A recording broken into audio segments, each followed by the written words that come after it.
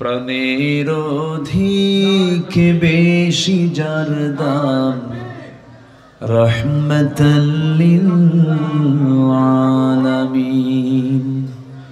জানো কি তোমরা তাহার নাম রহমতাল লিল আলামিন।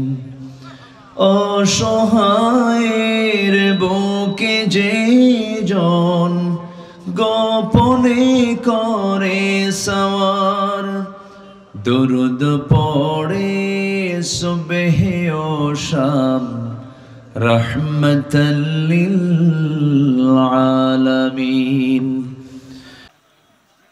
মহান রব্বুল আলামিনের শুকরিয়া যে আমরা এমন একটি সুন্দর আয়োজনে আমরা শামিল হতে পেরেছি। বলি আলহামদুলিল্লাহ।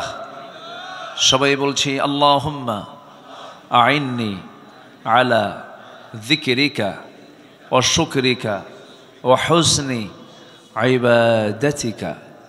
সবাই বলি আল্লাহুম্মা লাকা আসলামতু ওয়া বিকা আমানতু ওয়া আলাইকা তাওয়াক্কালতু ওয়া ইলাইকা আনাবতু ওয়া বিকা খাসামতু। আমরা আল্লাহ তাআলার শুকর আদায় করে নিলাম। সম্মানিত হাজিরিন, আমি খুবই খুশি হয়েছি মাহফিল কমিটি তারা সাবজেক্ট বেঁধে দিয়েছেন। সাবজেক্ট দিয়ে দিলে এটার একটা উপকারিতা হলো যে একটা নির্দিষ্ট সাবজেক্ট সামনে রেখে কথা বলা যায়, এতে সুবিধা হয়, এটা ভালো। প্রত্যেকটা মাহফিল কমিটি যদি এমন সচেতন হন তাহলে আমাদের দেশের আলোচকরাও সচেতন হয়ে যাবে। সম্মানিত হাজিরিন, আজকে আমার সূরার যে সাবজেক্ট দেওয়া হয়েছে সেই সূরাটার নাম হলো সূরা কাফিরুন। এলাকায় মনে হয় কাফের বেশি নাকি? দেওয়ার উদ্দেশ্য কি? মুমিনুন ছিল, মুনাফিকুন ছিল, ঠিক আছে না? সূরা মুমিনুন ছিল, সূরা মুনাফিকুন ছিল, সূরা মুমিন ছিল, সূরা হুজরাত ছিল, অনেক সূরাই তো ছিল। তো খুঁজে ফিরে আপনারা কাফিরুন পাইলেন কেমনে? সূরা কাফিরুন আল্লাহ তাআলা নাজিল করেছেন। কাফেরকে চেনার জন্য আল্লাহ পাক 7টা আয়াত দিয়েছেন, আর মুনাফিক চেনার জন্য আল্লাহ পাক অনেক লম্বা সূরা দিয়েছেন। সূরা কাফিরুন মোটামুটি সবার মুখস্থ আছে। মুনাফিকুন কি সবার মুখস্থ আছে? হাফেজ ছাড়া মুখস্থ থাকা মনে হয় একটু কঠিনই। ম্যাক্সিমাম লোকের সূরা মুনাফিকুন মুখস্থ নেই।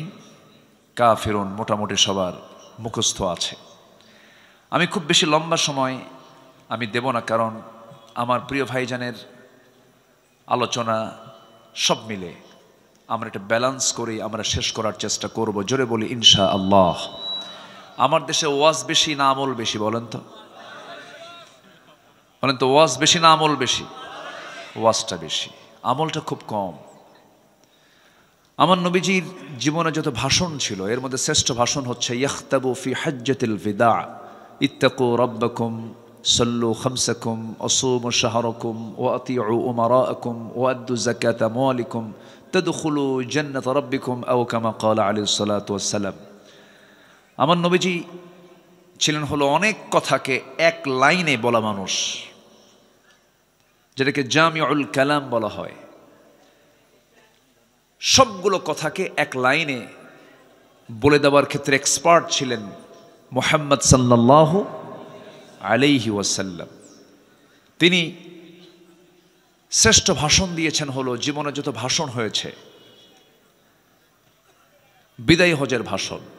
এই বিদায় হজের ভাষণের যে পুরো যে কথাটা, এটা হাদিসে এসেছে, যা মোটামুটি বলতে বড় জোর 15 থেকে 20 মিনিটের মধ্যে শেষ হয়ে যায়, অথচ তার 15-20 মিনিটের বক্তৃতায় মানব জীবনের জন্য, মানবতার জন্য এমন কোনো সাইড নেই যা তার আলোচনার মধ্যে বাদ পড়েছিল। সুবহানাল্লাহ বলবেন না? আর আমার দেশে এমনও বক্তা আছে 2 ঘন্টা ওয়াজ করার পরে বলে আমার তো কেবল গা গরম হচ্ছে। মানে উনি কি ওয়াজ করলেন যে ওনার নাকি 2 ঘন্টায় কেবল গা গরম হয়, আরো 2 ঘন্টা লাগবে। আচ্ছা, আবার শ্রোতার ভিতরে ও কিছু শ্রোতা আছে, হুজুর ওয়াজ তো কেবল শুরু হলো। না, মুমিনদের যতগুলো বৈশিষ্ট্যের কথা আল্লাহ পাক বলেছেন সূরা মুমিনুনে আল্লাহ পাক কমপ্লিট 7টা গুণের কথা বলেছেন। এর মধ্যে 1 নম্বর গুণ হচ্ছে নামাজ, যারা সুন্দর করে পড়বে। এরপরই হচ্ছে আল্লাযীনা হুম আনিল লাগভি মুরিদুন, যারা অনর্থক কথা থেকে নিজের জিহ্বাকে বিশ্রাম দেবে। সুবহানাল্লাহ বলবেন না? কথার ঘনত্ব যত বেশি, ভুল তত বেশি। এই জন্য আমি নিজেও ব্যক্তিগতভাবে দোয়া চাই আপনাদের কাছে। আমাদের প্রচুর কথা বলতে হয়, তো কথা বলার মাঝে যেন কোনো মিসিং, কোনো ভুল যেন মুখ থেকে না বের হয়।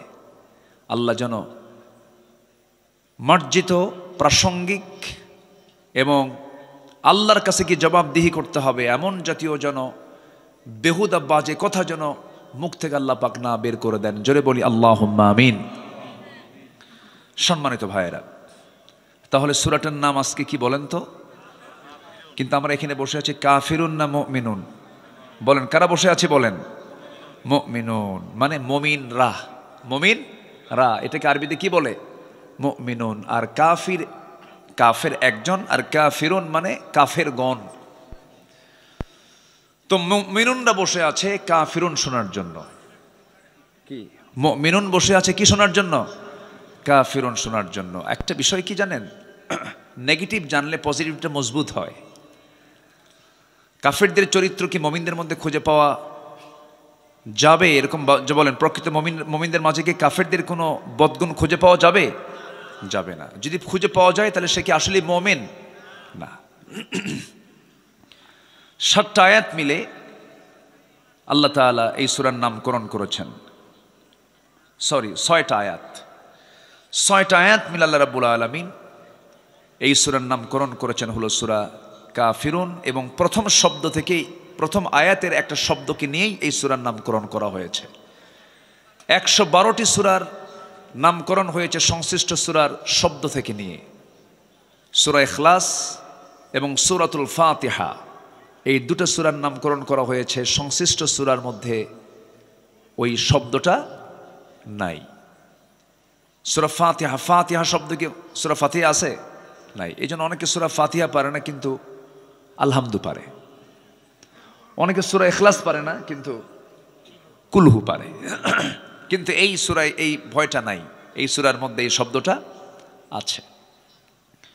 আল্লাহ রাব্বুল আলামিন বলেন, কুল ইয়া আইয়ুহাল কাফিরুনা লা আ'বুদু মা তা'বুদুনা ওয়ালা أنتم عابدون ما أعبد ولا أنا عابد ما عبدتم ولا أنتم عابدون ما أعبد لكم دينكم ولي دين। জোরে বলুন আল্লাহু আকবার।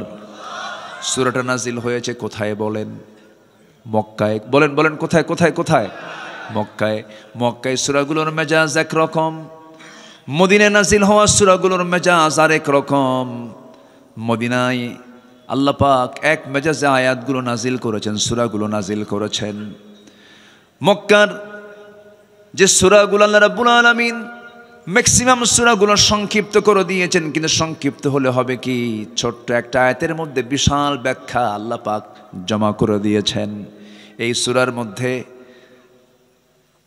ইবাদত শব্দটা এসেছে, দিন শব্দটা এসেছে। ইবাদুন শব্দটা এবং দিন শব্দটা খুব একটা মৌলিক শব্দ। আল্লাহ রাব্বুল আলামিন এই দুনিয়াতে আমার পরিচয় তিনি দিয়েছেন, আমি একজন আল্লাহর গোলাম, আমি দাস, আমি হলাম গোলাম, আমার আল্লাহ হলেন রব। আমি হলাম আল্লাহর দাস, আমার রব হচ্ছেন আমার প্রভু, আমার মালিক। সেই মালিক রাসূলকে জানায়া দিচ্ছেন, কি জানায়া দিচ্ছেন? কুল ইয়া আইয়ুহাল কাফিরুন, হে রাসূল আপনি বলে দেন কাফের সম্প্রদায় শোনো। তাহলে রাসূল এই কথা বলছেন কাদেরকে বলেন তো? বলেন কাদেরকে বলেন? কাফেরদেরকে। কি বলছেন? লা আ'বুদু মা তা'বুদুন ওয়ালা আনতুম আবিদুনা মা আ'বুদ। আমি যার গোলামি করি তোমরা তার গোলামি করো না, আবার তোমরা যারা গোলামি করো আমি তারা গোলামি করি না। অতএব তোমাদের কাছে সুস্পষ্ট মেসেজ হলো, তোমার দিন তোমার কাছে, আমার দিন আমার কাছে, তোমার বিধান তোমার কাছে, আমার বিধান আমার কাছে। সুস্পষ্ট মেসেজ যখন চলে গেছে মক্কার কুরাইশ নেতাদের কাছে, আবু জেহেলের প্রস্তাবনা প্রত্যাখ্যান হয়ে গেল। আবু জেহেল বলেছিল, মুহাম্মদ ঘুম থেকে উঠি তুমি আমাকে দেখো, আবার আমিও ঘুম থেকে উঠি তোমাকে দেখি, একই বংশের মানুষ, আত্মীয় স্বজন আমরা, ঘরের সঙ্গে ঘর লাগানো, অযথা গণগণ্ডগোল করার দরকার নাই, কোনো ঝামেলা করার দরকার নাই। তোমাকে আমরা ভালোবাসি, পছন্দ করি, তোমাকে আমরা সৎ মনে করি, আমানতদার মনে করি, আল আমিন বলি, আর সাদেক বলি। অতএব খামাখা নতুন ধর্মের পেঁচ লাগায় কি দরকার? তুমি যেহেতু চাচ্ছ নতুন ধর্ম, ঠিক আছে, ভালো কথা, তোমারটাও থাকুক আমারটাও থাকুক। তোমারটা থাকবে 6 মাস, আমাদেরটা থাকবে 6 মাস। লাত মানত যাগুলো যা এই যে কাবা শরীফের ভিতরে আমরা সাজায় রেখেছি, এটারে তুমি বৈধতা দিয়ে দাও, আমরা তোমার রবের বৈধতা দিয়ে দেব। দেখেন প্রস্তাবের সাইজ দেখছেন?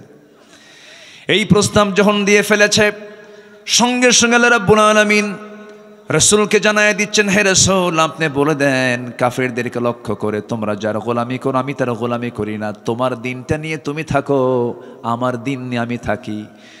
অন্য ধর্মের কোনো মন্দিরে আপনি পাহারা দিবেন সমস্যা নাই, প্যাগোডা পাহারা দিবেন সমস্যা নাই, আপনারা দেশের নাগরিক, তারা ধর্মের স্বাধীনতা তারা পাবে। কিন্তু অন্য ধর্মের কোনো মূর্তি নিয়ে, কোনো দেবতা নিয়ে প্রশংসার দরকার নাই, আবার দুর্নাম করার দরকার নাই, গালিও দরকার নাই। লা তাসুব্বুল আসনাম, মূর্তিগুলোকে গালি দিও না। তোমরা তাদের মূর্তিকে গালি দেবে, তারা তোমাদের প্রভু আল্লাহকে গালি দিবি। অতএব গালি দিতে যেও না, আবার প্রশংসাও করতে যেও না, প্রশংসা করলে ঈমান হারা হয়ে যাবে। অতএব তোমার দিন তোমার কাছে, আমার দিন আমার কাছে। সুবহানাল্লাহ। আমার দেশে আবার কিছু ভোট পাওয়ার জন্য খুব প্রশংসা করে, আছে না? এরকম আছে না? নারিকেলের নাড়ু খায়। যেটা অন্যায়, অন্যায়কে অন্যায় বলবো, অন্যায়কে অন্যায় বলবো, যেটা রং সেটা রং। মা দুর্গা যা করে করুক, মা সরস্বতী যা করে করুক, মা ভগবতী যা করে করুক, আমাদের দায়িত্ব হচ্ছে সকল ধর্মের স্বাধীনতা নিশ্চিত করা। কিন্তু এর মানে এই না যে সেখানে যাইয়া নারিকেলের নাড়ু খাওয়া, এটা আমাদের দায়িত্ব না, এটা অন্যায়, এটা ঈমান বিধ্বংসী কাজ, এটা ঠিক না। রাগ করলেন নাকি আপনারা? আমাদের হিন্দু ভাইয়েরা আছেন আমার দেশে ভালো, কিন্তু ধর্মীয় বিষয়গুলো খুবই স্পর্শকাতর। আচ্ছা বলেন তো, আমাদের জুমার নামাজে কি কোনো হিন্দু ভাইরা আসে? আসে বলেন তো? আসে। আমাদের ঈদগাহে কি তারা নামাজ পড়তে আসে? তা আপনি এরকম এত বড় ফকির কেন? হ্যাঁ, আপনার নারিকেলের নাড়ু খাওয়া লাগে? দরকার নাই। ইবাদত করব কার? আসতে বলবেন, ইবাদত করব কার? গোলামি কার হবে? আল্লাহর গোলামি হবে। এক জায়গায় না সব জায়গায়, এক জায়গায় না সব জায়গায়। ইবাদত মানে হচ্ছে বান্দার ইচ্ছায় কোনো কাজ হবে না, বান্দা কাজ করবে কার ইচ্ছায়, কার আইনে, কার সিদ্ধান্তে? আল্লাহর সিদ্ধান্তে বান্দা কাজ করবে। এবং ইসলামকে মর্জি মতো খাটো করা, লম্বা করার সুযোগও আল্লাহ পাক বান্দাকে দেন নাই। ইসলামটা কারো না, ইসলামটা কার? আল্লাহর। এটাকে মর্জি মতো ইফরাত তাফরিদ করার সুযোগও নাই। আমি আপনি আমার মতো করে ইসলাম আমি মানতে পারবো না। আমি এমন করে বলতে পারবো না যে আমরা শরিয়া আইনে বিশ্বাসী নই, আমরা শরিয়াকে মানি না, শরিয়াকে ফলো করি না। এই জাতীয় কথা বলা মানে তার ঈমান ছিনতাই হয়ে যাওয়া, ঠিক কি না? ঈমান ছিনতাই হয়ে যাওয়া, এটা করা যাবে না। আমাকে মুমিনদের কাতারে আসতে হবে, আমাকে মুসলিমের কাতারে আসতে হবে, সারেন্ডার করতে হবে কার কাছে? আসতে বলবেন না, কার কাছে? আল্লাহর কাছে। তাহলে এখানে এই 6টা আয়াতের মধ্যে বারবার আব্দুন শব্দটা আসছে, বারবার। আবাদা ইয়াবুদু, আবিদুন, আইন বা দাল মূল মাদ্দা, এই শব্দটা বারবার আসছে। দেখেন আবুদু, তাবুদু, আবিদুন, এই শব্দগুলো বারবার ঘুরে ঘুরে আসছে, অর্থাৎ ইবাদত। আমার দায়িত্ব হচ্ছে আল্লাহর দাসত্বকে মেনে নেওয়া, সম্পূর্ণভাবে মেনে নেওয়া। আর আমার আল্লাহর দায়িত্ব হচ্ছে বান্দার দাসত্বকে কবুল করে নিয়ে জান্নাত বুঝে দেওয়া। যেরকম সুবহানাল্লাহ। আমার আল্লাহর দায়িত্ব হচ্ছে বান্দার দাসত্বকে কবুল করে নিয়ে দাসত্বের মতো দাসত্ব করে ইবাদত করলে পরে আল্লাহর দায়িত্ব হচ্ছে সেই বান্দাকে জান্নাত কি বুঝে দেওয়া। আল্লাহ রাব্বুল আলামিন বলেন, ইয়া আইয়াতুহান নাফসুল মুতমাইন্নাতু ইরজিই ইলা রাব্বিকি রাদিয়াতাম মারদিয়াহ ফাদখুলি ফি ইবাদি ওয়াদখুলি জান্নাতি। জোরে বলুন আল্লাহু আকবার।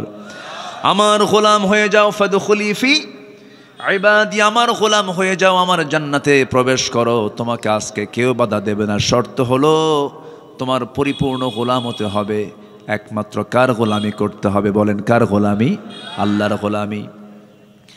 আমার ভাইয়েরা, আর সর্বশেষ আয়াত আল্লাহ রাব্বুল আলামিন ক্লিয়ার করে দিলেন, দিনের ক্ষেত্রে কোনো ভাগ বসান যাবে না। ওর দিন কিছু মানবো, আমার দিন কিছু মানবো, তা হবে না। একটা মুসলমান ডাবল স্ট্যান্ডার্ড কখনো হতে পারে না। আমার দেশে বিগত 16 বছরে এক পার্লামেন্টেরিয়ান ছিলেন, ঠাকুরগা তার বাড়ি। একদিন সংসদে দাঁড়ায় বলতেছে, মাননীয় স্পিকার, আমার ছেলে বিয়ে করেছে ভারতের কলকাতায় গাঙ্গুলি পরিবারে। বউটা আমার হিন্দু, বউমা আমার হিন্দু, আমার ছেলে হলো মুসলমান। আমার ছেলে বউ যখন ঢাকায় থাকে তখন সে 5 ওয়াক্ত নামাজ পড়ে, আবার যখন সে কলকাতায় থাকে তখন সে পূজাও করে। এটাই তো ধর্মের স্বাধীনতা। দেখছেন? শয়তান কয়, আমি আর কত শয়তান, তুই আমার চেয়ে বড় শয়তান। তাহলে একজন ব্যক্তি ঢাকায় থাকলে সে নামাজ পড়বে, আর কলকাতায় গেলে কি করবে? পূজা করবে। আর এটার আবার ব্যাখ্যা জায়েজ করতে নিয়ে এই আয়াতটা সাবেক প্রধানমন্ত্রী বলেছিলেন, লাকুম দীনুকুম ওয়ালিয়া দিন। বুখারী শরীফের 40 পারায় আসছে। কি কথা কি বুঝতেছেন? আয়াত ঠিকই কইছে, কিন্তু কোরআন শরীফ না হাদিস শরীফ কইছে? হাদিস বানায় ফেলছে। কিন্তু এটা কি হাদিস শরীফ না কোরআন শরীফ? কোরআন মাজিদ, কোরআনে কারীম আল্লাহ রাব্বুল আলামিন এই মেসেজ দিয়েছেন, তোমার দিন তোমার কাছে, আমার দিন। সম্মানিত ভাইয়েরা, এই অপব্যাখ্যাগুলো তারা দিল, আর দোষ দিয়েছে 16 বছর ধরে আমাদের ঘাড়ে, আমাদের কাঁধে। ধর্মীয় অনুভূতিতে তারা বহু আঘাত করেছে, কিন্তু মামলা খেয়েছেন আল্লামা সাঈদ রাহিমাহুল্লাহ। এটি কোনো কথা? এই মুমতাজ পার্লামেন্টারিয়ান, আমি পরশুদিন মানিকগঞ্জে মাহফিল ছিল, হরিরামপুরে ওর এলাকায় মাহফিল ছিল।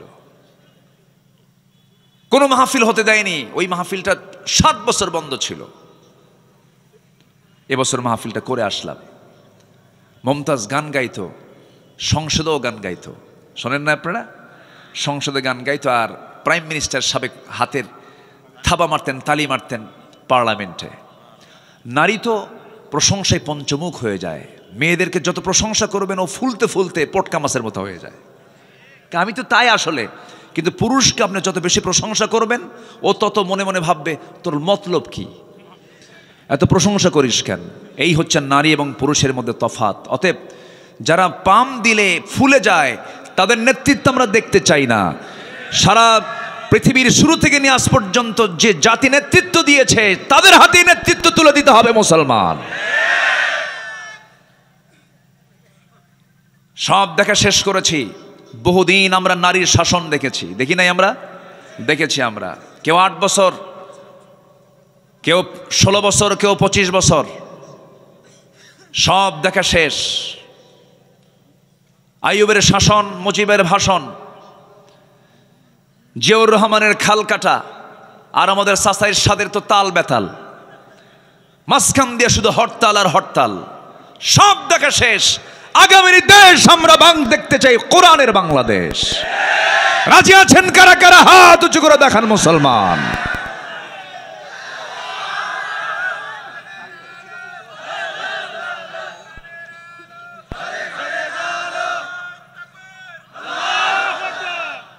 আল্লাহ কবুল করুন। জোরে বলি আমিন। আরো জোরে আমিন। রাগ করতেছেন নাকি? রাগ করলেও কিচ্ছু করার নাই। বহু মামলা, বহু হামলার শিকার হয়েছে আমরা। একটু তো কথা বলতেই হবে, একটু কথা বলার দরকার আছে না নাই? আছে। নাটোরে মাহফিল ছিল 2018 সালে। নাটোর মাহফিল শেষ করে বাড়ি ফিরলাম। ফজরের একটু আগ দিয়ে পুলিশ চতুর্দিকে ঘেরাও দিয়ে আমাকে ধরে নিয়ে চলে গেল। লোকজন একটু আসবে, আস্তে আস্তে আসবে, সমস্যা নেই। আচ্ছা আসবে, জায়গা হয়ে যাবে ইনশাআল্লাহ। আল্লাহ সহজ করে দেন, জোরে বলি আমিন। এই সামিয়ানার ওই যে ওয়ালটা দিয়েছেন, এরপর আরো জায়গা নাই মহিলাদের, তাহলে জায়গা ছোট হয়ে গেছে তো। ডান সাইডে কিছু জায়গা আছে, আসবে ইনশাআল্লাহ, আসবে আসবে আসবে, সমস্যা নেই। 2018 সালে আমার দিকে তাকান, 2018 সালে নভেম্বরের মাঝামাঝি সময়ে আমাকে বাড়ি ঘেরাও দিয়ে আমাকে ধরে নিয়ে থানায় জমা করলো। আসামি একখান পাইছি। ওসি মহোদয় আমার দিকে তাকায়া, একবার তাকায়া লজ্জার আমার দিকে তাকাচ্ছে না, মাথা নিচু করে আছে। তো বললাম, ভাই ধরে আনলেন কেন? হুজুর বদ্দুয়া দিয়েন না, মাফ চাই। বললাম, তো মাফ চান তো ধরছেন কেন? হুজুর কি করবেন, সামনে নির্বাচন, একটু কয়েকদিন থেকে আসেন, নির্বাচন হয়ে গেলে আপনি আবার বের হয়ে আসবেন। কি সস্তা কথা। তো বললাম তাই, তো এখন কি করবেন? হুজুর বদ্দুয়া দিয়েন না হুজুর, বাল বাচ্চা আছে, চাকরি বাঁচান তো ফরজ। আমি বললাম ইমান বাঁচান তো নফল। চালান দিয়ে দিল। কোর্টের জজ আমার দিকে তাকায় জিব্বায় কামড় মেরে বলে, এই হুজুরে ধরে আনছিল কে? ধারার দিকে তাকায় দেখে এই ধারায় জামিন দিলে আমার চাকরি ক্যান্সেল। মানে আমরা এমন দাগি আসামি যে জামিনই হবে না। দেশের এমন 12টা বাজাইছি আমরা। জামিন অযোগ্য মামলার ধারা দিয়া জেল হাজতে পাঠায় দিল। ভাবলাম যে জীবনে এই সুন্নত তো আদায় নাও হতে পারে, এই চান্সে ওইটা আদায় করে দিল। ঢুকলাম, মন খারাপ করিনি। ভিতরে ঢুকলাম, ভিতরে ঢোকা মাত্রই দেখে এক বুড়ো চাচা আমার দিকে তাকায় আছে। সালাম দিয়ে বলে, হুজুর আপনি জেলখানায় ঢুকছেন? খুব খুশি হলাম। তো বললাম যে আপনি খুশি হলেন কেন? কে বাবাজি মাহফিলে যাই, সামনে বসি, এত চেষ্টা করছে আপনার সঙ্গে একটাবার মুসাফা করব, চান্সই মিলেই নাই। হুজুর কি সুন্দর আল্লাহ মিলায় দিল। হুজুর দোয়া করি আপনি জেলখানায় থাকেন।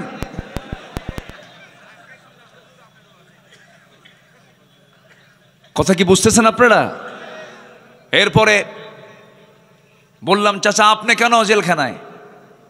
বোমা হামলা। কি হামলা? বোমা হামলা। আমি নাকি বোমা হামলা করেছি? বলেন তো, 80 বয়স লোকের হাতে যদি বোমা হাত তুলে দিয়ে যদি বলা হয় বোমা মারো, ও কি জায়গায় মারবে না মাথায় পড়বে? এগুলি চলেছে। এই সমস্ত ষড়যন্ত্রের, এই সমস্ত অপকর্মের আজকে প্রায়শ্চিত্ত তারাই ভোগ করতেছে, আজকে তারাই ভোগ করছে। আল্লামা সাইদ রাহিমাহুল্লাহ বলেছিলেন, আমার সম্মান নিয়ে যারা ছিনিমিনি খেলছে, আমাকে যারা বেইজ্জত করার জন্য চেষ্টা চালাচ্ছে, আল্লাহ তুমি জাতির সামনে তাদেরকে লেনটা করে দিও। কবুল হয়নি? কবুল হয়েছে কিনা? কবুল হয়েছে। এজন্য ইবাদত করব, আমরা জুলুম করব না। জোরে বলি ইনশাআল্লাহ। ইবাদত করলে সম্মান কে দিবেন? আর জুলুম করলে লাঞ্ছিত অপদস্থ করবেন আল্লাহ নিজে। আমার বন্ধুগণ কান লাগান, সময় অল্প, একটু মনোযোগ দিয়ে শুনবো। দুটো শব্দের ব্যবহার এই কোরআন, এই সূরার মধ্যে বেশি হয়েছে। একটা হলো ইবাদাহ, আর একটা হচ্ছে শেষে হলো দিন শব্দটা আসছে। দিনের ব্যাখ্যা যদি দিতে যাই, 19টা অর্থ খুঁজে পাওয়া যায়। দিন মানে হলো বিচার দিবস, দিন মানে হলো জীবন বিধান।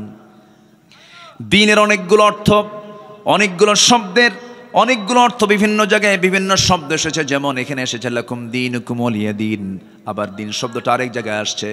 এই সবাই বলুন আর রহমানির রহিম মালিকি ইয়াউমিদ্দিন ইয়্যাকা না'বুদু ওয়া ইয়্যাকা নাস্তাঈন। জোরে বলুন আল্লাহু আকবার। আমার বন্ধুগণ, এখানে দিন মানে হলো জীবন বিধান, দিন মানে হলো একমাত্র দিন ইসলাম, ইসলাম ছাড়া অন্য কোনো কিছু দিনকে গ্রহণ করা যাবে না।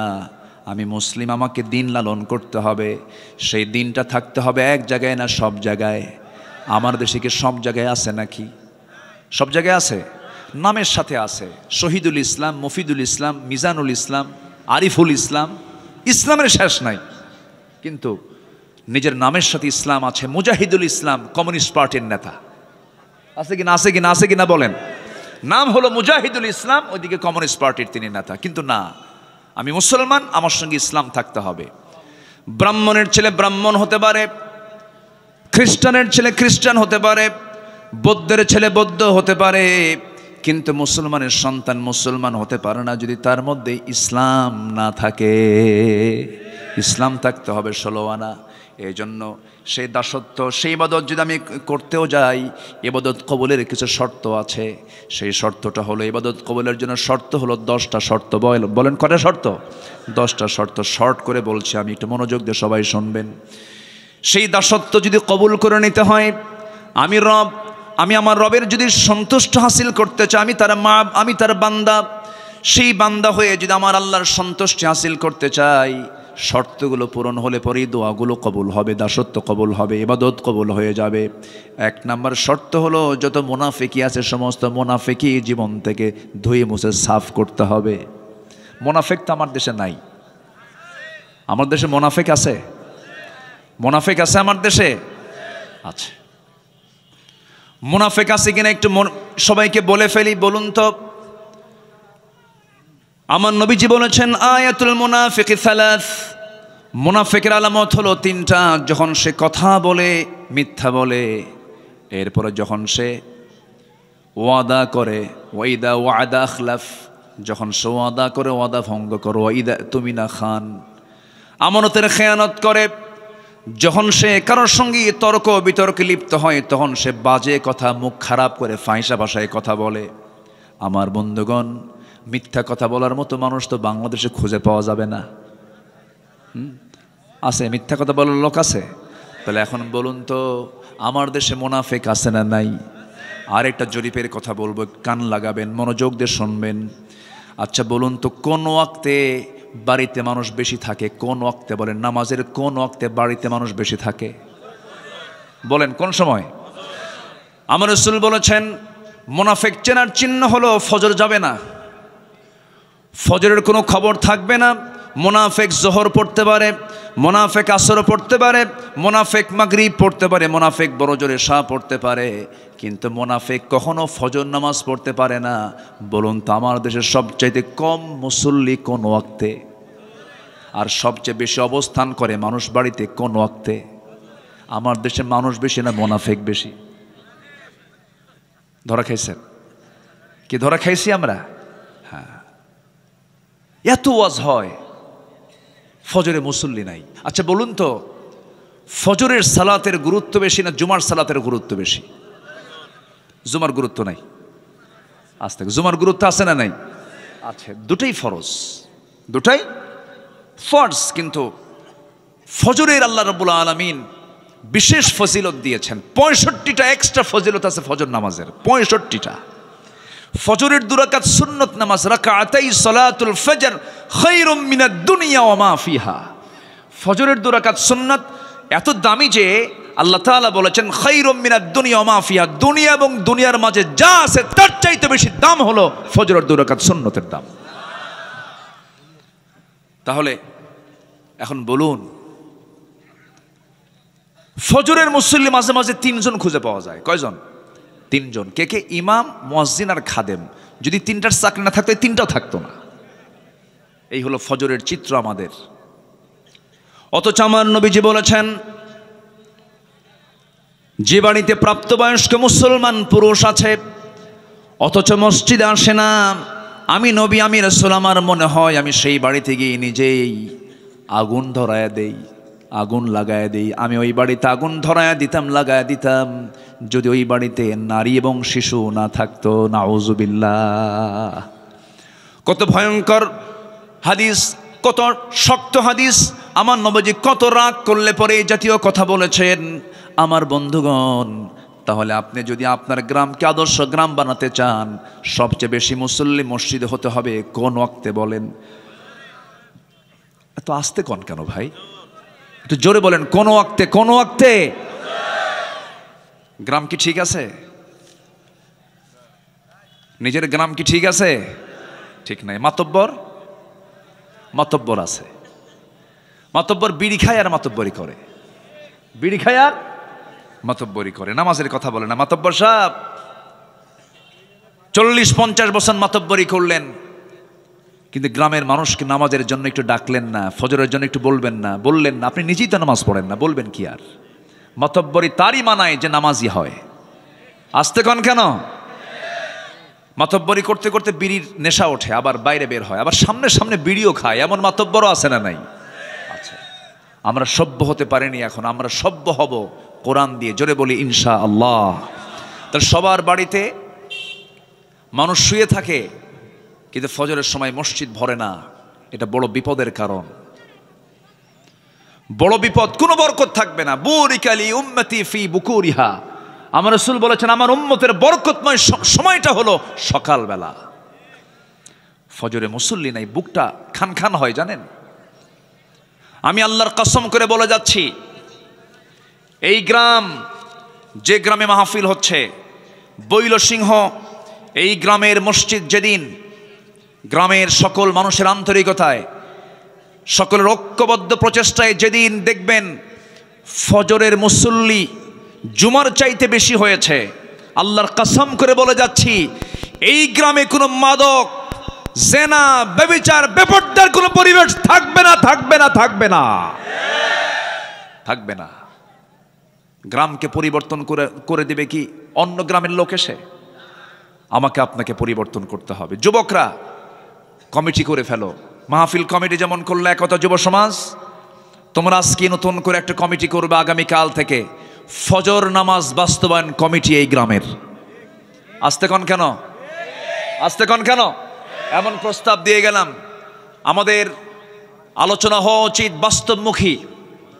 সমাজের যে রোগগুলো আছে সেই রোগগুলো ধরে ধরে প্রত্যেকটা গ্রামে যদি ফজর নামাজ বাস্তবায়ন কমিটি হয়, গ্রামের কোন ছেলের পকেটে থাকবে না, সব আল্লাহওয়ালা হয়ে যাবে, ভালো হয়ে যাবে। আল্লাহ রেজাল্ট দিচ্ছেন, ইন্নাস সালাতা তানহা আনিল ফাহশাই ওয়াল মুনকার ওয়া লাযিকরুল্লাহি আকবার আল্লাহু ইয়ালামু মা তাসনাউন। আল্লাহু আকবার বলেন। তাহলে মুনাফিকি দূর করার জন্য কোন নামাজ দরকার বলেন? আরো জোরে বলেন, কোন নামাজ দরকার? ফজরের নামাজ দরকার। আল্লাহ রাব্বুল আলামিন বলেন, وَمِنَ النَّاسِ مَن يَقُولُ آمَنَّا بِاللَّهِ وَبِالْيَوْمِ الْآخِرِ وَمَا هُمْ بِمُؤْمِنِينَ। মানুষের মধ্যে কিছু মানুষ আছে যারা বলে ঈমান এনেছি, পরকালকে বিশ্বাস করে নিয়েছি, কিন্তু তারা প্রকৃত মুমিন নয়। ওয়াইদা কামু কুসালা, নামাজে হেলে ধুলে দাঁড়ায়, তাদের ধ্বংস কামনা করেছেন মহান রব্বুল আলামিন। ওরা প্রকৃত মুসল্লি নয়, ওরা হলো মুনাফিক। ওরা ফজর পড়ে না, মাঝে মাঝে জোহরে যায় কমিটির পথটাকে ঠিক রাখার জন্য। ফাওয়াইলুল লিল মুসাল্লিন আল্লাযীনা হুম আন সালাতিহিম সাহুন আল্লাযীনা হুম ইউরাউনা ওয়া ইয়ামনাউনাল মাউন। জোরে বলুন আল্লাহু আকবার। ওই সমস্ত মুসল্লির ধ্বংস, ওই সমস্ত মুনাফিক মুসল্লির ধ্বংস যারা অবহেলা করে নামাজ পড়ে, লোক দেখানো নামাজ পড়ে, প্রয়োজনীয় ব্যবহৃত জিনিসগুলো দেয় না। প্রতিবেশী চলে গেছে, দাটা দাও তো দাটা দেয় না, কাশি দাও তো কাশি দেয় না। এমন প্রতিবেশী মনে হয় বাগমারায় নাই? আসতে বলবেন না, আছে না নাই বলেন? প্রতিবেশীকে যে কষ্ট দেবে আল্লাহ তাকে জান্নাত দেবেন না। আমার রাসূল বলেছেন, আমার উম্মতের যদি কষ্ট না হতো প্রতিবেশীকে আমি সম্পত্তির ওয়ারিস বানায় দিতাম। ওয়ায়ামনাউনাল মাউন। আমার বন্ধুগণ, অনেক লোক আছে দেখবেন যে প্রতিবেশীর সঙ্গে একটু গন্ডগোল হয়ে গেছে, তার ঘরটা, তার ঘরের পেছনে রাস্তা নাই, তার জায়গা দিয়ে যেতে হয়, একটু গন্ডগোল লাগলে খোঁটা গাড়ে। কি গাড়ে? কি গাড়ে? খোঁটা মারে। খোঁটা, খোঁটা, হাঁটতে দেয় না। এরকম খোঁটা মারা কি বাগমারায় আছে? আছে? জমিনটা কার? আজ থেকে জমিনটা কার? আর ওই খোঁটা গেড়ে বাধা দিল কার বান্দাকে? বলেন কার বান্দাকে? তাহলে জমিনও আল্লাহর বাধা দিল আল্লাহর বান্দাকে। তুমি কত বড় শক্তিশালী হয়েছ, করা যাবে না এগুলো। পৃথিবীর কোনো মানুষের ক্ষমতা নাই বান্দাকে আটকিয়ে রাখে। বান্দার রাস্তা কখনো বন্ধ করতে পারে না। রাসূল বলেছেন, যে ব্যক্তি কারোর জন্য রাস্তা বের করে দিবে, আল্লাহ তার জন্য জান্নাতের রাস্তা বের করে দিবেন। জোরে বলেন সুবহানাল্লাহ। আমি কোরআন চর্চা করে যতটুকু বুঝেছি, আমি যতটুকু ভাঙ্গা চোরা, এলেম কালাম তো তেমন নাই। মানুষ আমার ডাকে, শুধু বসায় দেয় বড় জায়গায়, কিন্তু সেই বড় জায়গার যোগ্যতা আমি রাখি না। আমি আব্দুল্লাহ আল আমিন, খুবই ছোট্ট নগণ্য আদনা একজন গোলাম। কিন্তু ছোট্টবেলায় বাবার সঙ্গে যখন হাটে যেতাম, আগে ওই মিটারে মাপ হতো না, ডিজিটালে মাপ হতো না, আগে মাপ হতো দাড়িপাল্লায়। তো দাড়িপাল্লার বাটখারাগুলো মেলাগুলো থাকতো। সবচেয়ে বেশি বড় ওজন যেটা 10 কেজি, নিচে 5 কেজি, তার উপরে 2.5 কেজি, তার উপরে 2 কেজি, তার উপরে 1 কেজি, তার উপরে 1000 গ্রাম, তার উপরে 500 গ্রাম, তার উপরে এরপরে 200 গ্রাম, 100 গ্রাম, 50 গ্রাম, 25 গ্রাম। সেই ওই 25 গ্রামটা সবার উপরে রাখে, আমি হলাম সেই মাত্র 25 গ্রাম। কিন্তু সবাই আমাকে উপরে রাখে। কিন্তু এলেম কালাম তেমন ওজন টোজন নাই, এলেম কালাম তেমন নাই। কিছু কথা বলি, কিন্তু চেষ্টা করি কোরআনের মূল নির্যাস কথা বলার জন্য। কারণ আল্লাহ তাআলা আমার এই কথার ব্যাপারে একদিন প্রশ্ন করবেন কিনা বলেন, করবেন কিনা বলেন, করবেন কিনা বলেন। আল্লাহর কসম, দিল থেকে কথা বলার চেষ্টা করি। দয়া করে ফজর নামাজকেও ছাড়বেন।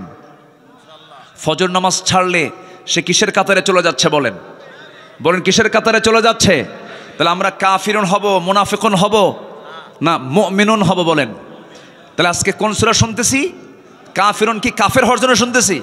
কি হওয়ার জন্য? মুমিন হওয়ার জন্য। আমার বন্ধুগণ, একটু মনোযোগ দিয়ে কথাগুলো শুনুন। আমি কেন আল্লাহর গোলামি করব না?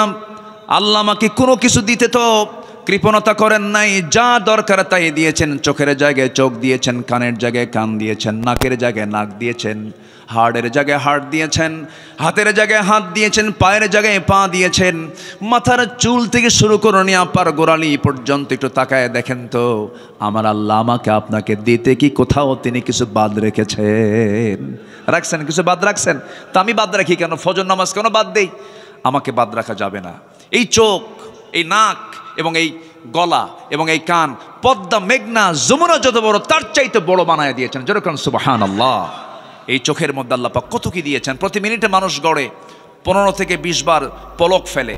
এই পলক শুধু পড়েই না, প্রতিটা বার পড়ার সময় অশ্রু থেকে লিকুইড ছড়িয়ে দেয় পুরো চোখে। এর ফলে চোখ থাকে আর্দ্র, ধুলাবালি, ক্ষতিকর জীবাণু থেকে মুক্ত। পলক হলো চোখের প্রাকৃতিক ওয়াইফার, যা ঘুমের মধ্যেও চোখের সুরক্ষা নিশ্চিত করে। প্রতিদিন আমাদের চোখে গড়ে 1 মিলিলিটার অশ্রু তৈরি হয়, যা স্বচ্ছ অথচ অত্যন্ত কার্যকর এক তরল পদার্থ। এই অশ্রুর মধ্যে থাকে লাইসোজাইম নামের এক প্রাকৃতিক অ্যান্টিবায়োটিক, যা চোখকে ব্যাকটেরিয়ার আক্রমণ থেকে রক্ষা করে। যখন হৃদয় বেদনায় ভরাক্রান্ত অথবা আত্মা আল্লাহর ভয়ে ভালোবাসায় কাঁদে, তখন চোখ থেকে অশ্রু গড়িয়ে পড়ে। সেই অশ্রুগুলো আবার চোখের বাইরের অংশের পুষ্টি অক্সিজেন সরবরাহ করে, কারণ চোখের কর্নিয়াতে রক্তনালী থাকে না। তাই চোখের জল চোখকে রক্ষা করে শুকিয়ে যাওয়া, ক্ষয়, ব্যাকটেরিয়াল সংক্রমণ থেকে। আল্লাহু আকবার বলা যাবে না ভাই? যেরকম আল্লাহু আকবার। এই যেখানে কয়েকশো ক্যামেরা আছে, এই ক্যামেরার যেমন চোখ আছে, এ আমাকে ধারণ করছে, আমাকে ক্যাচ করছে, আমাকে ধারণ করে এটাকে সাপ্লাই দিচ্ছে। আমাদের চোখে, দু চোখে, প্রত্যেক ব্যক্তির দু চোখে প্রায় 27 কোটি 40 লাখ ফটো রিসেপ্টর নামক নিয়োজিত শ্রমিক আল্লাহর হুকুমে 24 ঘন্টা কাজ করছে। 27 কোটি 40 লাখ, 27 কোটি 40 লাখ। যখন আলো আপনার চোখে গিয়ে পড়ছে, যখন ফটো রিসেপ্টর কাছে চলে যাচ্ছে, তখন ফটো রিসেপ্টর সেটাকে প্রসেসিং করে আপনার অপটিক নার্ভে পৌঁছে দিচ্ছে। সেখান থেকে ইলেকট্রিক ইম্প্যালেন্সের মাধ্যমে সেটা আমাদের ব্রেইনের অক্সিপিটাল ল্যাবে চলে যাচ্ছে। ফলে আমরা দেখতে পাচ্ছি। এই অপটিক নার্ভের কথা শুনলাম আমরা, শুধুমাত্র এখানেই 60 থেকে 70 লক্ষ তারের মতো ফাইবার চোখের পিছনে আল্লাহ পাক রেখে দিয়েছেন। যেরকম সুবহানাল্লাহ। কে দিয়েছেন? আল্লাহ বলছেন, আলাম নাজআল লাহু আইনাইন ওয়া লিসানান ওয়া শাফাতাইন। আল্লাহু আকবার বলেন। কান দিয়েছেন কে? কানের মধ্যে ময়লা থাকে না? এই ময়লাকে কি বলে? খোল। গরু খায়। এই খোল সে খোল না, এটা ময়লা, ইয়ারক্স। এই ময়লাটা কাজের ময়লা, এটা অকাজের ময়লা না। যখন কোনো বিয়ারিং যদি জাম লেগে যায়, কোনো চাকার বিয়ারিং জাম লেগে যায়, তখন মিস্ত্রিটা কি করে? গিরিজ দেয়। কি দেয় বলেন তো? গিরিজ অথবা কোনো মোবিল দিয়ে এটাকে প্রসেসিং করে জংটাকে দূর করার জন্য চেষ্টা চালায়। ঠিক তেমনি আমার কানের ভিতরে আল্লাহ পাক যে ময়লাগুলো দিয়েছেন, এটা হচ্ছে আমার কানের গিরিজ, এটাকে ঠিক রেখেছেন। এটার স্বাদ কেমন? এটা কেমন? এটা কি মিষ্টি লাগে না কি লাগে? কি খান নাই? আজকে যা চেক করবেন। কানের যে ময়লা, এটা হচ্ছে তিক্ত। আপনি ঘুমিয়ে পড়েছেন, নিস্তেজ নিথর দেহ পড়ে আছে, আল্লাহুম্মা বিসমিকা আমুতু ওয়াহইয়া, মরে গেছেন আপনি ঘুমের মধ্যে। কানের মধ্যে যদি কোনো আসুক, জি আলহামদুলিল্লাহ, কানের মধ্যে যদি কোনো কি বলে পিঁপড়া যদি ভুল করে চলে আসে, সে ওই সমস্ত কানের যে ময়লাটা তিক্ত, ওর মুখে যখন লেগে যায়, সঙ্গে সঙ্গে সে বলে যে আমি ভুল জায়গায় চলে আসছি, বের হয়ে চলে আস। আর যদি মিষ্টি হতো, সব ময়লাগুলো, সব পিঁপড়াগুলো জমা হতো কোথায় গিয়ে? কানে গিয়ে জমা হতো। তাহলে এই কানকে সেভ করলেন কে? আসতে বলবেন না, কে সেভ করলেন? কে সেভ করলেন? আল্লাহ করলেন। আল্লাহ বলছেন, ইন্নাস সামআ ওয়াল বাসারা ওয়াল ফুআদ কুল্লু উলাইকা কানা আনহু মাসউলা। শ্রবণ শক্তি, দৃষ্টি শক্তি, অন্তর শক্তি আমি দিয়েছি, সব ব্যাপারে জিজ্ঞাসা করব আমি আল্লাহ রাব্বুল আলামিন একদিন। অতএব আমার এই কানকে অবশ্যই তার নিয়মেই চালাতে হবে, যিনি আমার কান দিয়েছেন তিনি কে? আল্লাহ তাআলা। আজকের মাহফিলের একজন মেহমান এসেছেন, জনাব আব্দুল বারী সাহেব, না? আলহামদুলিল্লাহ, জি বসুন। আল্লাহ তুমি তার হায়াতে বারাকা দান করো। জোরে বলি আল্লাহুম্মা আমিন। আরো জোরে আল্লাহুম্মা আমিন। আমার দিকে তাকান সম্মানিত ভাইয়েরা। তাহলে আমার দায়িত্ব হচ্ছে জীবনের সকল জায়গায় কার ইবাদত করা বলেন তো? আসতে বলেন, কার ইবাদত করা? আর সেই ইবাদত কবুলের জন্য 10টা শর্তের 1 নম্বর শর্ত হলো আমরা মুনাফিকি বাদ দেব। জোরে বলি ইনশাআল্লাহ। নাম্বার 2 হলো সকল ইবাদত কবুল হয়ে যাবে, নামাজে অলসতা ত্যাগ করতে হবে, অলসতা বর্জন করতে হবে। আল্লাহ রাব্বুল আলামিন বলছেন, বান্দারে আমার জান্নাত পেতে হলে অলসতা পরিহার করে তোমাকে কেমন নামাজ পড়তে হবে? ওয়াল্লাযীনা হুম আলা সালাওয়াতিহিম ইউহাফিযুন উলাইকা হুমুল ওয়ারিসুন الذين يرثون الفردوس هم فيها خالدون। জোরে বলুন আল্লাহু আকবার।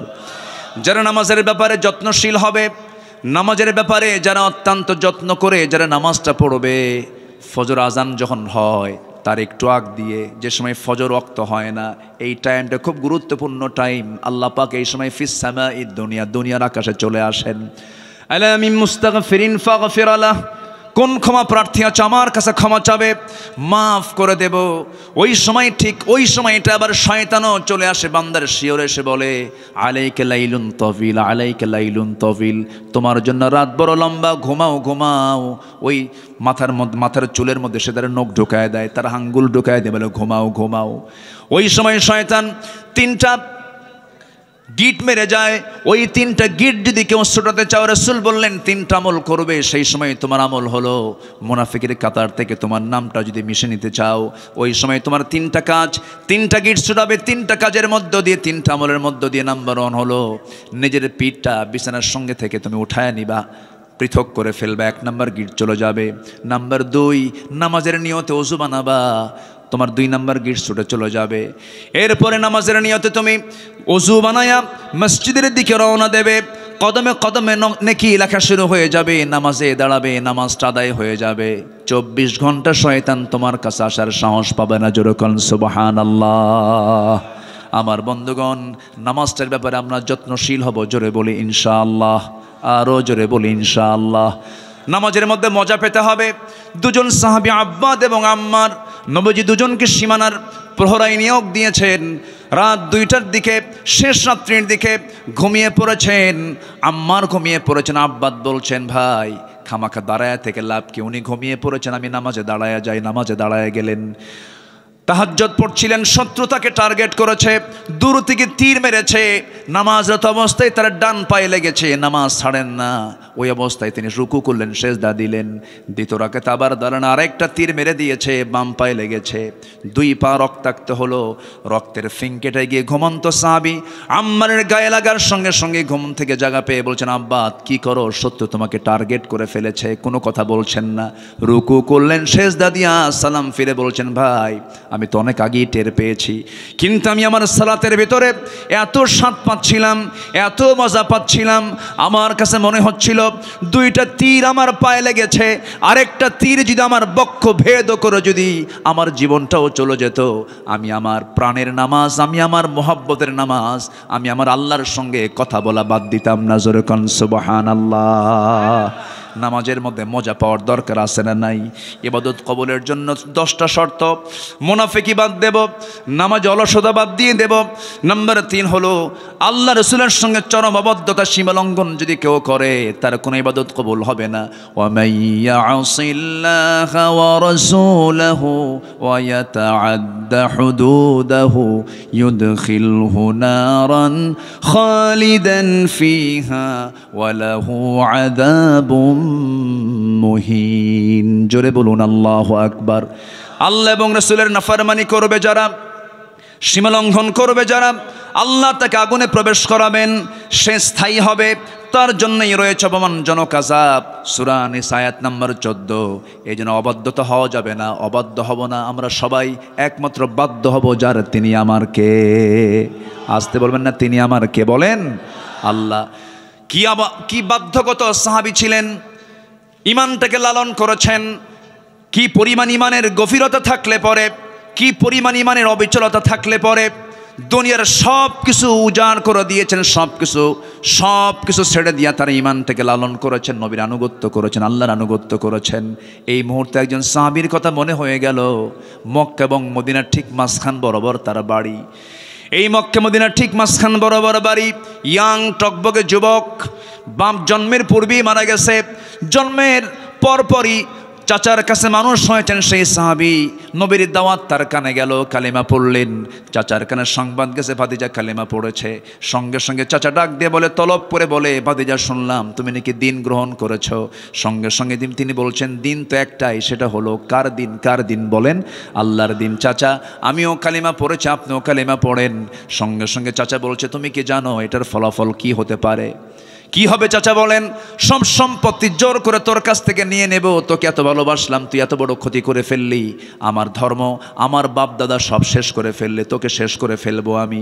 সঙ্গে সঙ্গে বলছেন, ও চাচা সম্পত্তির আপনি হুমকি দিচ্ছেন, আমাকে জোর করে নিতে হবে না আমার কাছ থেকে, আমি বিনা শর্তে সমস্ত সম্পত্তি দিয়ে দিলাম, তবু আমি ঈমান হারা হব না, নবীর অবাধ্য হব না, আল্লাহর অবাধ্য হব না। ওয়া ইয়াসিল্লাহু ওয়া রাসূলাহু ওয়া ইয়াতাআদ্দা হুদুদাহু, ওয়া ইয়াসিল্লাহু ওয়া রাসূলাহু ওয়া ইয়াতাআদ্দা হুদুদাহু, সেই পক্ষে আমি যাব না, সেই সীমালঙ্ঘন আমি করব না। সঙ্গে সঙ্গে চাচা তাকে ধরে ফেলে, কলার ধরে টান মেরে জামা টেনে ছিঁড়ল, জোর করে লুঙ্গিটা পর্যন্ত খুলে নিয়া ঘাড় ধাক্কা দিয়া রক্তাক্ত করে সেই জায়গা থেকে বের করে দেওয়ার পরে বলছে, চলে যা। উলঙ্গ হয়ে বাইরে বের হয়ে দুনিয়াটা অন্ধকার দেখছিলেন। মার দরজায় গিয়ে বলছেন, মা দরজা খোলো। দরজা খোলা হলো। বলছে, মা আমার দিকে তাকাইও না, ঈমান এনেছি, নবীর আনুগত্য করেছি, আমার চাচা আমার পরনের লুঙ্গিটা পর্যন্ত খুলে নিয়েছে। ও মা দেখো তো ঘরের মধ্যে কিছু আছে নাকি? এক খণ্ড কাপড় তাকে দেওয়া হলো। এক খণ্ড কাপড়টা পরে কোনো মতো সতরটা ঢেকে ঢুকে মার কাছ থেকে বলছেন, মা বিদায় দিয়ে দাও, দুনিয়ার সব ছাড়বো কিন্তু আমি আমার আল্লাহ রাসূলকে ছাড়বো না। জোরে কোন সুবহানাল্লাহ। চললাম মদিনার দিকে, মদিনায় রওনা করলেন, মদিনায় চলে গেলেন। পায়ে হেঁটে হেঁটে শীতকাল থরথর করে কাঁপতেছিলেন, গোটা গায়ে শুধু এক খণ্ড কাপড় দিয়ে শুধু সতরটা ঢাকা। নবীর দরজায় গিয়ে নক করলেন, নবীজি দরজা খুলেই দেখেন গায়ে কাপড় চোপড় নাই। ভিতরে ঢুকলেন, নবীর ব্যবহৃত দুটা জুব্বা মোবারক আমার নবী নিজ হাতে দিয়ে বলছেন, যুবক জুব্বাটা নাও, তাড়াতাড়ি গায়ে দাও, ঠান্ডা লেগে যাবে তোমার। জুব্বা পরা শেষ করলেন। রাসূল বলছেন, যুবক ঘটনা কি? সব খুলে বললেন। সঙ্গে সঙ্গে রাসূল বলছেন, ও আব্দুল্লাহ তোমার চাচা তোমাকে বস্ত্রহীন করে ঘর থেকে বের করে দিয়েছে, আর বিশ্বনবী তোমার জন্য তার নিজের দেহের জুব্বা মোবারক তোমাকে দান করেছে। চিন্তা করো না। ও আব্দুল্লাহ, তুমি কি বলতে চাও বলো, তুমি কিছু চাও নাকি? আব্দুল্লাহ বলছেন, হুজুর আপনি আমার জন্য একটা দোয়া করে দেন, আমি যেন শহীদ হতে পারি, মৃত্যুর রাজপথ শহীদ যেন হতে পারি। সঙ্গে সঙ্গে আমার রাসূল দুহাত তুলে আকাশের দিকে তাকায় বলছেন, ও আকাশের মালিক আল্লাহ, আমার আব্দুল্লাহর জন্য, আমার আব্দুল্লাহর জান মালকে তুমি কাফির বেঈমানদের জন্য হারাম করে দাও। এই কথা বলার সঙ্গে সঙ্গে সাহাবীর মন খারাপ হলো। রাসূল বলছেন, ও সাহাবী মন খারাপ করলা কেন হুজুর? দোয়া চাইলাম কি, দোয়া করলেন কি? এই দোয়া তো আমি চাই নাই হুজুর, আমি তো শহীদ হতে পারবো না। রাসূল বলছেন, শোনো আব্দুল্লাহ রে, মন খারাপ করো না। তোমার মধ্যে যদি শাহাদাতের চেতনা লালন হয়, এমন তামান্না যদি তোমার ভিতরে লালন হয়, ওয়া ইম্মা তাআলা ফিরাশিহি, তোমার মরণ যদি বিছানা হয়ে থাকে, আল্লাহ রাব্বুল আলামিন তোমাকে শহীদের দরজা আল্লাহ রাব্বুল আলামিন তোমারে দিয়ে দিবেন। জোরে কোন সুবহানাল্লাহ। সঙ্গে সঙ্গে রাসূল বলেন, কোরআন হাতে নাও, আসহাবে সফায় চলে যাও। আমার নবীজি পাঠায় দিলেন। এত আবেগী সাহাবী আব্দুল্লাহ চিৎকার মেরে মেরে কাফিরুন পড়েন, চিৎকার মেরে মেরে কুরাইশ পড়েন, চিৎকার মেরে মেরে সূরা মাউন পড়েন, এত জোরে চিৎকার মেরে মেরে পড়ছেন। সাহাবীরা সব বিরক্ত হয়ে নবীর কাছে এসে বলছে, হুজুর নতুন একজন সাহাবীর আগমন হলো, কি হয়েছে? এত জোরে জোরে পড়ে আমার দৃষ্টার ভয়। কে? আব্দুল্লাহ। রাসূল কেঁদে ফেলে বলছেন, ও সাহাবীরা রে, আমার আব্দুল্লাহকে তেলাওয়াতে বাধা দিও না, কারণ আমার আব্দুল্লাহ আমার আনুগত্য করতে গিয়ে, আল্লাহর আনুগত্য করতে গিয়ে দুনিয়া সব বিক্রি করে আমার পথ সে ধরেছে। যেরকম সুবহানাল্লাহ। বাধা দিও না। আমার নবীজি মদিনায় থাকাকালীন যুদ্ধের ডাক চলে এলো। আমার নবীজি বলছেন, আমার আব্দুল্লাহ কোথায়? আব্দুল্লাহকে ডেকে আনো। সঙ্গে করুণী জিহাদের ময়দানে ঝাঁপিয়ে পড়লেন। যুদ্ধ শেষ হলো, অভিযান শেষ হওয়ার পর তিনি ফিরে আসতেছিলেন মদিনার পথে। হঠাৎ করে নবীর কানে সংবাদ গেল, হুজুর আব্দুল্লাহ সুস্থ হয়ে পড়েছে। নবীজি একটু শোকাহত হলেন, বলেন ভালো করে সেবা দাও, নার্সিং দাও। 3 দিন পরে ফাইনালি নিউজ চলে এলো, হুজুর অনেক চেষ্টা করলাম, আব্দুল্লাহ বাঁচল না, আব্দুল্লাহ মারা গেছে। আমার নবীজির চোখে পানি চলে এলো আর বললেন, ও আমার সাহাবীরা, আমার আব্দুল্লাহর জানাজার আয়োজন করো। আব্দুল্লাহর জানাজার দায়িত্ব আমি কাউরে দেব না, আমি রাসূল নিজে তার জানাজার দায়িত্ব কাঁধে নিয়ে নিলাম। জানাজা শুরু হয়ে গেছে, নবীজি জানাজা পড়াইয়া দিলেন। জানাজা শেষ হওয়ার পরে আমার রাসূল বলছেন, সাহাবীরা, আমার আব্দুল্লাহর কবরটা কোথায় খনন করেছো হুজুর? ওই 2 পাহাড়ের চিপায় করেছি, আমারে নিয়ে যাও। রাসূল চলে গেলেন, কবরের সামনে দাঁড়ালেন। কবরের সামনে দাঁড়ায় বলছেন, সাহাবীরা রে, আমার আব্দুল্লাহর কবরে আমি আজকে কাউকে নামতে দেব না, আমি রাসূল নিজে নামবো। রাসূল নিজে নামলেন। নামার পরে বলছেন, আবু বকর ডানে নামো, ওমর বামে নামো। আমার নবীজি দুহাত আগায় দিলেন। দুহাত আগায় দিয়ে বলছেন, ও আমার সাহাবীরা, আমার কলিজার টুকরা আব্দুল্লাহকে আমার হাতে তুলে দাও। আমার নবীজি আব্দুল্লাহর লাশটা তিনি হাতে নিলেন। বলছেন, আবু বকর ধরো, ওমর ধরো। 3 জন মিলে কবরে শোয়া দিয়া নবীজি বুকের উপরে হাত রেখে বলছেন, আরশের মালিক আল্লাহ, এই মুহূর্ত পর্যন্ত আমি আব্দুল্লাহর উপরে সন্তুষ্ট আছি, রাজি আছি। তুমি আমার আব্দুল্লাহ, কলিজার টুকরা আব্দুল্লাহ রে মাফ করে দাও।